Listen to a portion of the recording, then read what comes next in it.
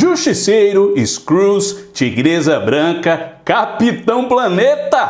A falta de justiça para todos e a fé no sistema são completamente os temas desse Demolidor renascido. O episódio 4 reforçou ainda mais esse bagulho. Eu acho que colocou em foco, meu povo, o tempo de cada um, sabe? O que cada um tem para fazer no seu tempo, o que consegue, o quanto pode evoluir, ou simplesmente o tempo que tem para sobreviver. Todo dia um mercenário vai pro buraco, come uma gororoba. Você sabe que ele respira o mesmo ar que você, não sabe? Tá feliz com isso? Ele pegou a Perpétua!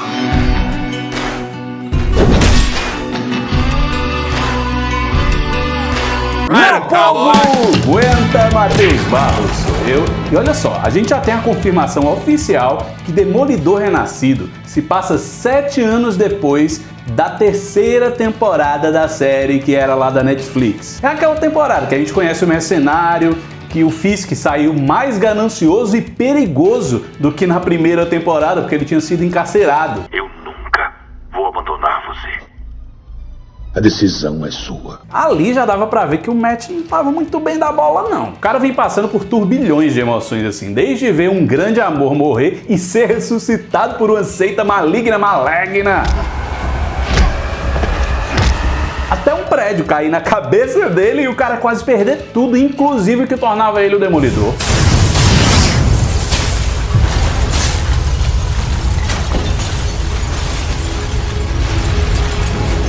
Aí a gente tem que pensar assim, meu povo, a série encerrou em 2018, foi o mesmo ano de Vingadores Guerra Infinita. Então esses 7 anos de off que o nosso herói passou, coisas aconteceram internamente. Ele viveu o estalo do Thanos, ou desapareceu por 5 anos, a volta das pessoas ele viu também, e o reinício de uma vida nada normal.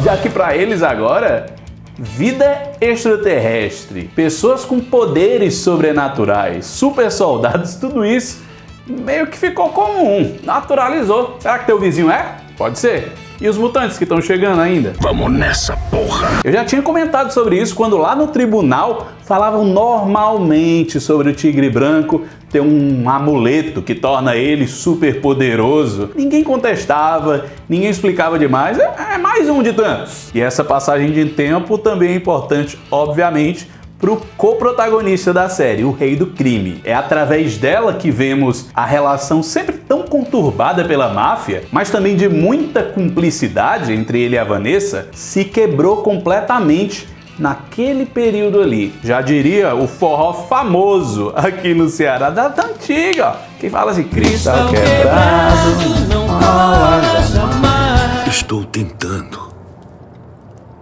Eu gostaria que as coisas fossem do jeito que eram. É muito complicado mesmo, né? Retornar algo que já era difícil funcionar. Ainda mais quando outra pessoa entra no meio do casal, um amante, o Adam. Não. E esse ponto com certeza vai ser crucial para o novo salto de insanidade do Fisk. Da temporada 1 para 3 anteriormente teve, e agora pós Gavião Arqueiro, pós Echo e pós Vanessa. Onde está o Adam agora? Eu não sei. Eu aposto completamente no fim sangrento desse casal. A Vanessa talvez, mas a Vanessa e o Adam, eu acho, sobreviverem a essa temporada seria um milagre, me surpreenderia. A revelação pra gente da mentira sobre não se importar com o tal amante, prendê-lo e torturá-lo sadicamente, diz bem mais sobre como nem a Echo, uma filha com poderes, foi capaz de melhorar a índole do Rei do Crime. Eu amo você. Eu dei uma risada sincera, juro, quando eu vi a cena lá do Fisk tendo que fazer a social, uma coisa que é inevitável para um político, principalmente um político eleito como prefeito de Nova York. É a famosa piada antiga, muito usada nos anos 90, chegou campanha eleitoral, tem que começar a beijar bebê.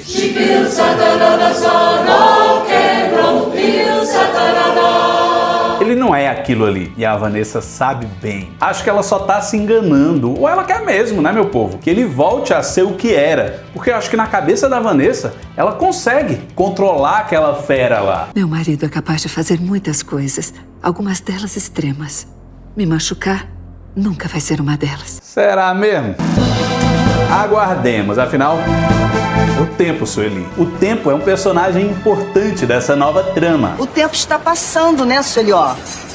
Viu? Pela lógica dos cálculos, Demolidor Renascido está entre 2025 e 2026. Fog Nelson morre e, como eu já disse no episódio anterior, o drama do Matt se tornou 10 vezes maior com o assassinato do Tigre Branco. Eu acho que pensar, refletir, imaginar o que ele pode fazer de melhor com suas habilidades especiais, tanto de luta quanto também de advogar, vai ser uma coisa cada vez mais constante na vida do Matt. Vejam só, percebam que mesmo em um período longo assim, separando essas duas cenas que eu vou mostrar aqui pra vocês, do Demolidor e do Justiceiro, apesar de tudo, se a gente comparar as duas e o salto temporal que tem entre cada uma, nenhuma se torna irrelevante, apesar de serem ambas um debate entre os dois sobre o mesmo assunto. Alô? Isso não demonstra que esses dois personagens não evoluíram ou mudaram, mesmo que ainda seja uma conversa parecida. Demolidor e Justiceiro se enfrentam com argumentos sobre o que é certo ou errado com relação ao que eles fazem. E apesar do Frank parecer cada vez mais lunático, o que ele dizia era sempre isso. Você bate e eles levantam, eu bato e eles ficam no chão. O que diferencia um do outro praticamente não mudou. O que mudou mesmo foram os conflitos internos e as vivências que eles tiveram nesses anos aí. Afinal, qual dos dois está realmente resolvendo alguma coisa? Você quer ficar por aí na rua? Manda ver! Mas eu não tenho tempo pra essa sua merda de herói babaca! O Demolidor insiste que não quer e nem deve matar, mas ele quer. E esse código de ética tá saindo cada vez mais caro pra ele. Uma semana, um dia depois, eles estão de volta nas ruas fazendo a mesma Aí você coisa. simplesmente manda eles pro necrotério. Pode apostar que manda. Você vem até mim com essa besteira de salvar vidas e aquele seu amigo salvou a vida dele? Quem o conhece um pouco melhor, tipo quem vê o vermelho também, além do cidadão, já entende sobre esse sentimento. O Justiceiro sim, mas também o próprio Rei do Crime. Considerando que você tentou me matar algumas vezes esses anos. Você também tentou. Não. Encarcerar, talvez. Matar, nunca. Sua metade mais sombria concordaria com isso? O Matt foi covarde. E eu tô falando isso por ele não querer matar, ou pelo menos se comprometer com essa questão de ser um vigilante mais violento. A covardia vem de procurar alguém tão sequelado como o Justiceiro para atiçá-lo contra a milícia que levou à morte do Tigre Branco. Em termos religiosos, por conta do Matt, ele quer vingar o herói caído sem pecar. Ele quer jogar sua cruz para alguém que já carrega dezenas delas. O Matt deseja vingança, sangue, mas ele sabe que ter esse lado sombrio pode ser um caminho completamente sem volta. Ele sempre soube. Deus sabe como quero matar você, mas você não pode destruir quem eu sou. E assim, com essa conversa, a gente descobre que, apesar desse tempo, a vida do Frank Castle continua sendo a de cavar e sempre conseguir ir mais fundo, no fundo do poço. No meio dessa escavação aí, o cara vai botando uma covinha aqui e outra aqui, jogando corpos, né? O Frank não é um cara sadio mentalmente. Não tem como dizer isso, jamais. Ele era um homem bom, mas perdeu a humanidade quando lhe tiraram tudo que tinha de uma forma tão cruel. Ouvir a voz do próprio filho na cabeça, assim, constantemente, é uma prova total. O filho dele tá morto e ele continua o tempo inteiro tendo que lidar com isso. Afinal, ele queria ter feito alguma coisa. Acaba com todos eles, vai, pai. É por isso que eu faço o que eu faço. Nem o tempo consegue curar essa ferida aí do nosso Justiceiro, até porque ele não quer. É bem evidente, povão. Ele tem uma ferida, ele em vez de medicar, ele fica, ó, cavucando, tá ligado? Pra tentar magoar mais, fazer sangrar, doer. Hector também lutava contra o tempo. Em paralelo, ele e o Justiceiro eram opostos, muito mais do que o Justiceiro e o Demolidor. O Tigre Branco era como uma malha, um lençol bem nítido assim. Ele sabia o que estava fazendo, o que queria fazer. Ele sabia o que era a justiça para ele. Era fazer o certo. Era a coisa certa a fazer. E realmente parecia o certo a se fazer. O certo é o certo. Mas isso tirou o tempo dele também, né? Alguém foi lá e tirou isso dele. O policial miliciano que se acha verdadeiramente justo e honrado, como eu já vinha falando antes. Você não vê esse distintivo advogado porque você é cego, mas o meu avô usava ele. O meu pai usava ele, meu irmão usa ele e 4 dos meus primos usam ele. São todos idiotas, mas são bons policiais, então eu uso esse maldito distintivo com honra. Na cabeça desse seu polícia aí, fazer justiça com as próprias mãos, tipo, prender, julgar, condenar e executar é o certo, porque ele é a voz da justiça, ele é o correto. Ele não tá só mentindo não, ele acredita nisso. Esse é um dos grandes problemas de pessoas desse tipo, dessa índole. Eles acham realmente que podem estar no caminho certo. Por exemplo, o miliciano que cobra um pedágio pro pobre do trabalhador que passou o dia no trampo, voltar para casa. Só para ele entrar na própria casa, o cara ainda tem que dar um dinheiro. Isso aí é o quê? O cara acha na cabeça dele que tô fazendo a segurança aqui, eu mereço, e o cara ainda volta para casa feliz porque ele tá seguro. A milícia e a política são assustadoramente semelhantes. Não à toa existem tantos milicianos na política. Só é olhar esse estilo de governar do Trump, do Fisk. Eu disse aos cidadãos que eu viria forte já de início. E é isso que eu vou fazer. E aí, ó, pegando um exemplo de um personagem que não é da Marvel, mas que citaram nesse episódio, que eu gosto bastante. Vamos chamar um táxi pro Capitão Planeta aqui. Em quem você confiaria no mundo real? Fala a verdade aí. No cara que vai lá, esmaga, devasta tudo na maior, sem ligar para as consequências, muito provavelmente com um resultado, mas não sempre um resultado justo, e outras vezes ainda um resultado que devasta a vida de pessoas que não tem nada a ver com aquilo. Ou no Capitão Planeta, que vai explicando tudo, tintim por tintim, como é importante não se preocupar só com dinheiro, que é preciso ver o que está acontecendo com a natureza. Ele fala e prega sobre união, sobre como os vilões podem merecer o perdão. Eu quero que vocês se juntem a mim e aos protetores na salvação do nosso planeta.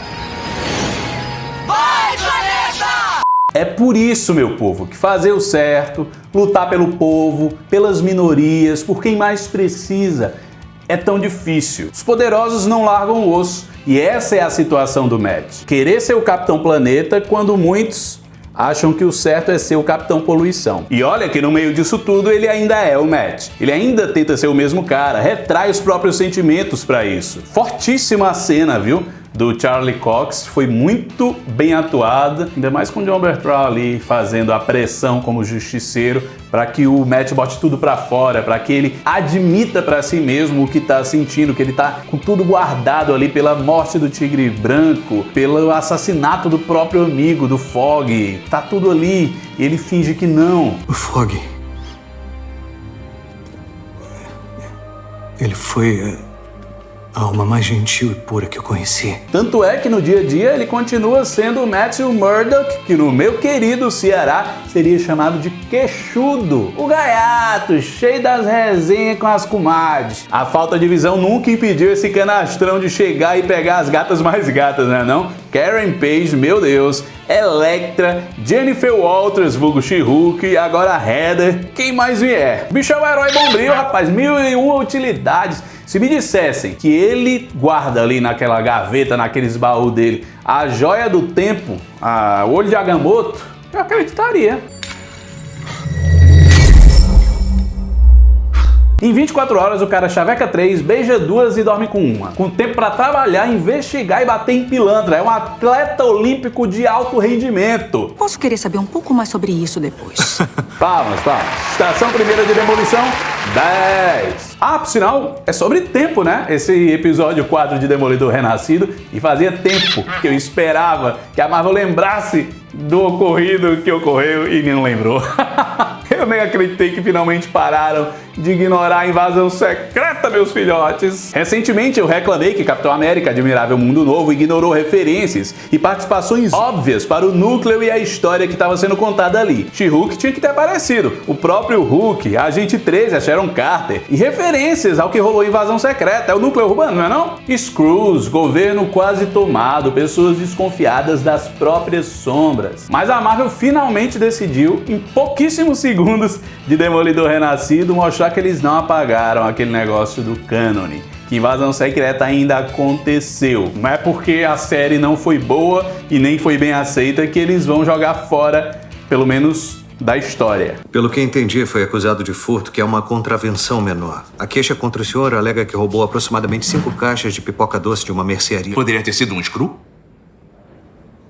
Não. É só uma cena com um cliente do Matt. Parece até uma piada, né? Ver ali o Leroy falando, só que ele acaba dizendo muito. Diz que a invasão secreta houve. E diferente de Capitã Marvel, todos conheceram os Skrulls da Terra. Virou notícia. Não é só um núcleo restrito ali. Isso pode até parecer algo bobo, povão, mas não é, porque aquela frase mostra o universo compartilhado coeso, algo que é preciso a Marvel ficar mostrando constantemente, ou a galera vai ficar, vocês sabem, né? Teve a reclamação besta, que eu desde o começo detestava, que ficava o tempo todo: ai, a Marvel esqueceu do Eternos, cadê o Celestial morto? O Tiamut morto petrificado reapareceu no novo Capitão América, e os Skrulls não são mais de fato espiões da SHIELD e Nick Fury, como foram por tanto tempo.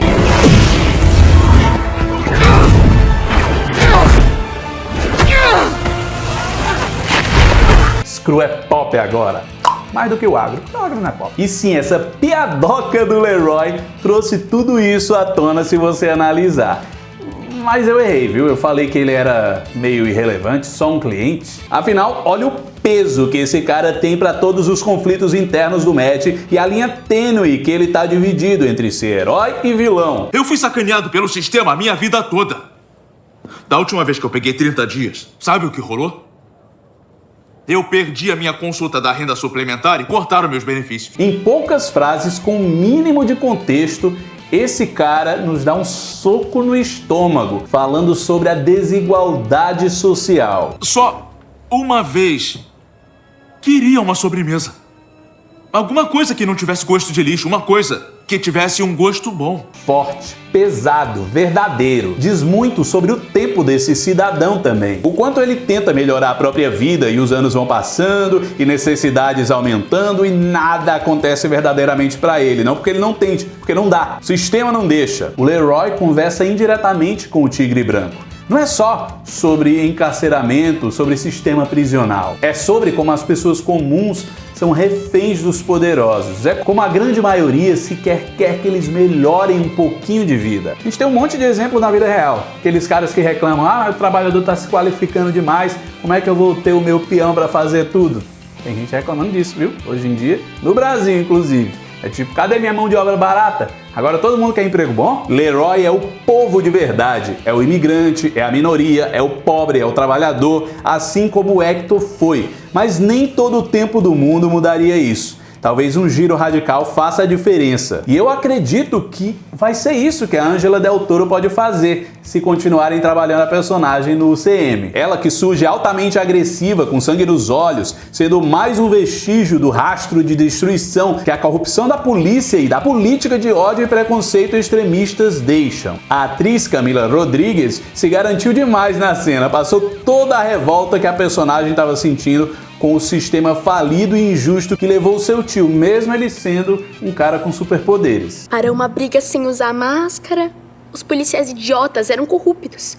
Você tirou ele da cadeia e aí assassinaram ele. Pra quem nunca viu a atriz, essa jovem aí, ela já participou do filme de Travessuras de Natal, do Disney Plus. Eu gosto de fazer filme de Natal demais. Mas serião, povão, vendo aquela cena, eu já compro na hora que ela tem toda a motivação, toda a garra, sem trocadilho em garra por causa da tigresa, tá bom? Pra ser a tigresa branca. Uma tigresa branca grandona, sem medo. Se um dia realmente cogitaram ou chamaram a Jenna Ortega pro papel, como diziam os boatos, ainda bem que ela não aceitou. Aliás, o Matt acolher aquela menina de uma forma tão carinhosa nos coloca muito próximo da confiança que ela tem no Demolidor nos quadrinhos. É com aval e quase mentoria dele que ela herda o manto de herói do tio. Eu odeio essa cidade.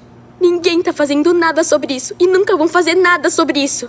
Porque ele era só o Hector do Heights e eles são os malditos policiais. Bom, então pra encerrar, nada melhor do que comida japonesa. Eu tô com um monte aqui. Me mandaram umas entradas, por exemplo, um tempurá. Vocês sabem o que é tempurá, né? É aquela massa levinha que frita, e esse aqui é sem nenhuma proteína animal, sem nada, então não tem ovo, não tem nada disso. Ela é simplesmente a fritura das verduras juntas e faz essa nuvem na sua boca.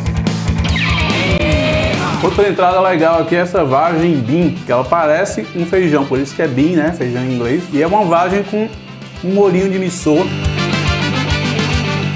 Já adoro molhinho de miso. Vocês sabem o que é? Aquele negócio de soja que faz o miso shiro, aquela sopinha? Pois é. Isso são só as entradas. E o prato principal? Aqui, na minha mão, tá um belo de yakisoba. Olha que coisa bonita. Já puxei aqui. Eu gosto de yakisoba assim. Ele, além de ser com aquele macarrão grossinho, que é pro yakisoba, ele tem esse gosto meio defumado, né? Tem um gostinho meio de fumaça, sei lá. Não é aquele molho agridoce que às vezes tem em alguns locais. Tudo aqui presente, carne, frango, legumes. Esse é o molho do yakisoba. E quem mandou isso aqui foi o pessoal do Yakiway, que é um parceiraço do Replay. Já tivemos várias conversas sobre vários assuntos aí. A galera que apoia a cultura geek, apoia a cultura pop, tem tudo a ver. Eles têm um sushi muito bom e agora eu tô provando os pratos quentes deles. E esse é quente, viu? Ó, ó. Então vocês já sabem, né? Quer apoiar a cultura pop, quer apoiar a cultura geek, apoia também a galera que faz isso acontecer.